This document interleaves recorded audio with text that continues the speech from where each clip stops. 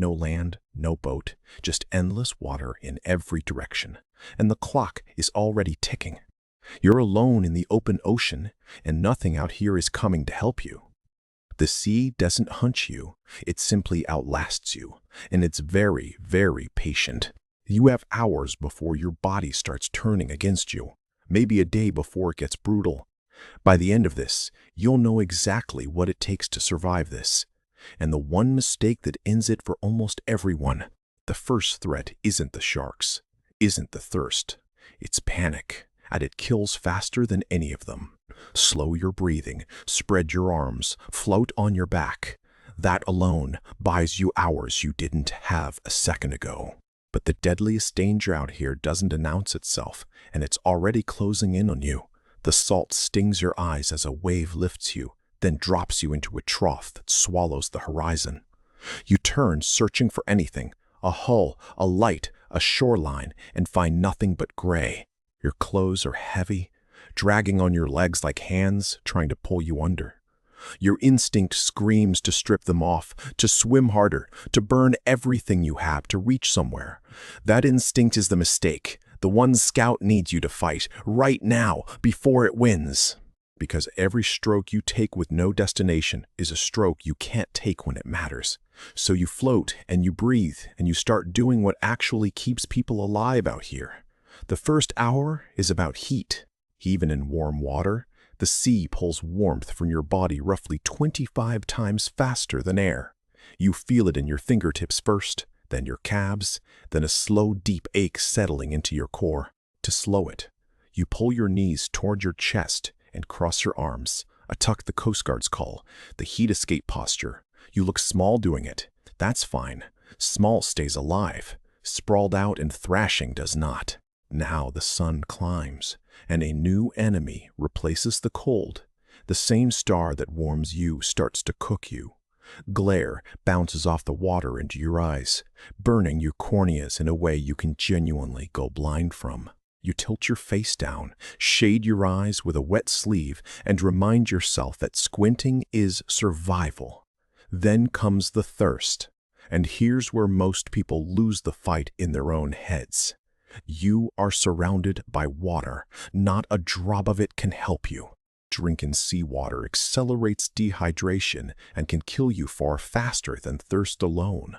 Rain is your lifeline. Fog on your skin, dew on fabric. Anything fresh, you catch it, you hoard it, you sip it. You will be tempted, deeply tempted, to gulp the sea. Don't. Every swallow is a step toward the end. And around now, you sense something you can't see yet, a shift in the water, a presence. Something big is moving below you, and your whole body knows it before your eyes confirm it. Here's the truth about sharks in open water. Attacks on lost swimmers are far rarer than the movies suggest. Most large predators pass, investigate, and move on. Unless you look injured, splash wildly, or bleed. So you go still. You don't kick. You don't scream.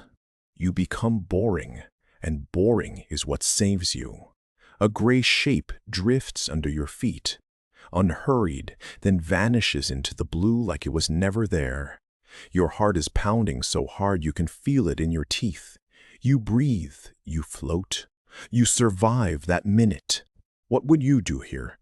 Kick away or hold still and hope?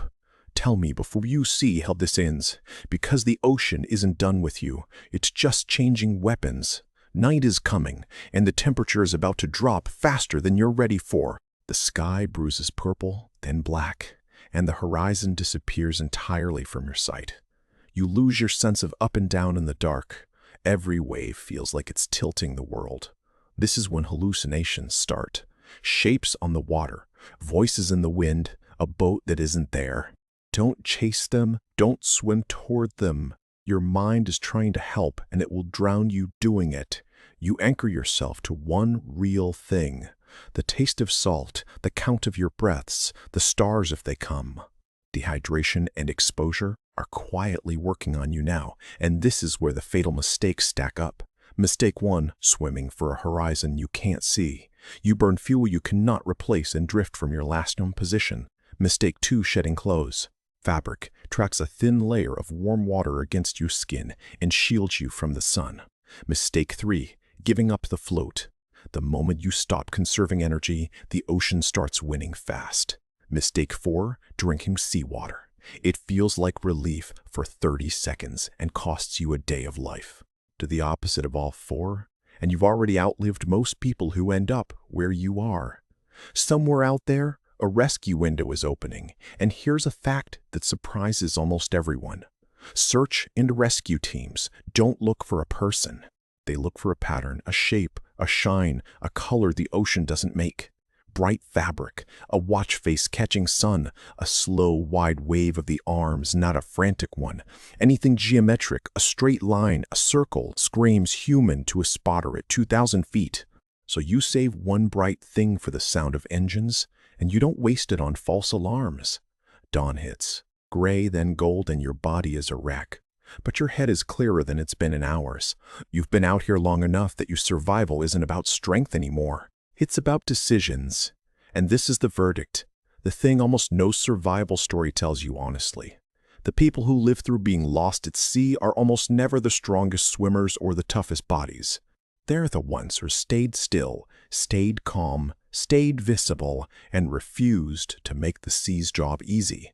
Endurance out here isn't muscle, it's patience with a pulse.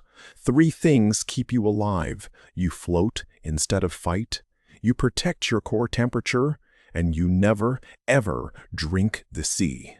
Do those 3, and the odds, however thin, stay on your side longer than you'd believe. So, would you have made it? Would your first instinct have been to swim or to float? If this one rattled you, the scenario on surviving a night adrift after a shipwreck is even more brutal. New survival scenarios drop every week on this channel. Subscribe and turn on the bell so you don't miss the next one, because you might not survive it. The ocean doesn't kill you. It just waits for you to kill yourself. Don't. This is for entertainment and educational purposes only. A what-if scenario, not survival, medical, or safety advice. Never attempt anything shown here.